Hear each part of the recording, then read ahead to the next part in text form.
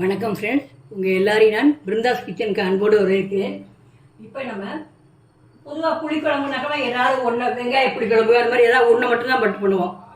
இப்போ நம்ம காயும் நமக்கு வேணும், அதே சமயம் நமக்கு குழம்பும் வேணும். அப்படின்னாக்கா நம்ம கொஞ்சம் வெண்டைக்காய், முருங்கைக்காய், தக்காளி, கத்திரிக்காய் இந்த மாதிரி எல்லாத்தையும் போட்டு நம்ம செஞ்சோன்னு வச்சுங்க, நம்ம ஒரே அந்த காயை எடுத்து நம்ம சாப்பாடு தொட்டுன்றலாம். அந்த மாதிரி புளிக்குழம்பு நான் பண்ண போகிறேன். இப்போ அதுக்கு முன்னாடி நீங்கள் தான் ஃபஸ்ட் டைம் பார்க்குறீங்கன்னா என் சேனலை சப்ஸ்கிரைப் பண்ணி வச்சுங்க, அதோட பெல் ஐக்கனே கிளிக் பண்ணி வச்சுங்க. வாங்க வீடியோக்குள்ளே போகலாம். அதுக்கு நான் அடுப்பில் எண்ணெய் வச்சுருக்கேன், காஞ்சிருத்து. கடுகும் கொஞ்சம் வெந்தயம் போடுறேன். இது வெடிக்கட்டும். வெடித்த உடனே பெருங்காயம் போட்டுக்கலாம். பெருங்காயம் போட்டுட்டு இப்போ கருவேப்பிலை,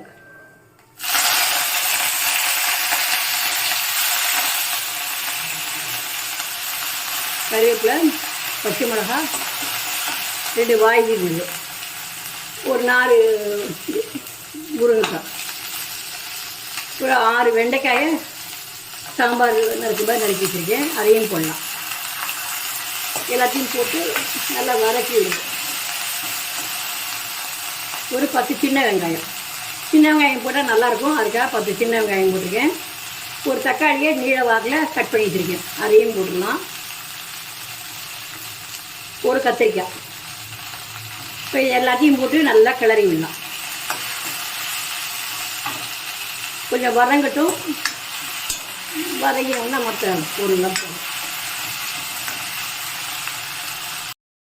இப்போ மஞ்சள் பொடி போடுவோம், சாம்பார் பொடி. நான் புளிக்குழம்பு ரெண்டுக்குமே ஒரே பொடி தான் வச்சுருக்கேன். அதனால் நீங்கள் தனியாக வச்சுருந்தீங்கன்னா தனியாக போட்டுருங்க. நீங்கள் வேணுங்கிறதோ பார்த்து போட்டுருங்க. இது கொஞ்சம் சாம்பாருக்கு உரப்பு இல்லாமல் இருக்கிறதுனால கொஞ்சம் தனி மிளகாத்தூளும் கொஞ்சம் போட்டுக்கிறேன் நான். நீங்கள் உரப்பு தகுந்த மாதிரி நீங்கள் சாம்பார் பொடியோ இல்லை ஒத்தக்குழம்பு பொடி தனியாக வச்சுருந்தீங்கன்னா அதையும் போடுங்க. போட்டு நல்லா கிளறி விடுங்க, வதங்கட்டும்.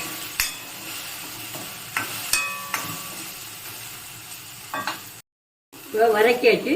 நான் புளி சின்ன ஒரு பெரிய நெல்லிக்காய் அளவு நான் நினச்சிருந்தேன், அதை கரைச்சி விடுறேன் நான். நல்லா கொதிக்கட்டும். கொஞ்சம் வத்தின உடனே அப்புறமா இறக்குறப்ப நம்ம உப்பு போட்டு இறக்க வேண்டியதான். நல்லா கொதிச்சுடுத்து நம்ம அடுப்பை அணைச்சிடலாம். அடுப்பை அணைச்சிட்டு இன்னும் உப்பே போடல, இன்னும் தேவை உப்பை மட்டும் போட்டுருவோம்.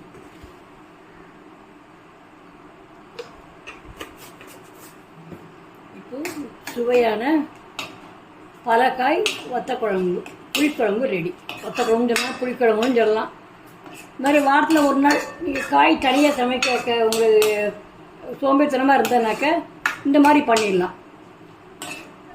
இதேமாரி சாம்பார் கூட வைக்கலாம். சாம்பாரும் அந்த மாதிரி வச்சோம்னா அதே மாதிரி நம்ம தனியாக காய் பண்ணுங்கிற அவசியம் கிடையாது. நான் முக்கால்வாசி இந்த மாதிரி தான் பண்ணுவேன் நான். இந்த மாதிரி பண்ணிட்டோம்னா நமக்கு ஈஸியாக போயிடும், ஒரே வேலையாக முடிஞ்சிடும். நீங்களும் செஞ்சு பார்த்துட்டு உங்கள் ஒப்பீனியனை கமெண்டில் போடுங்க. நன்றி.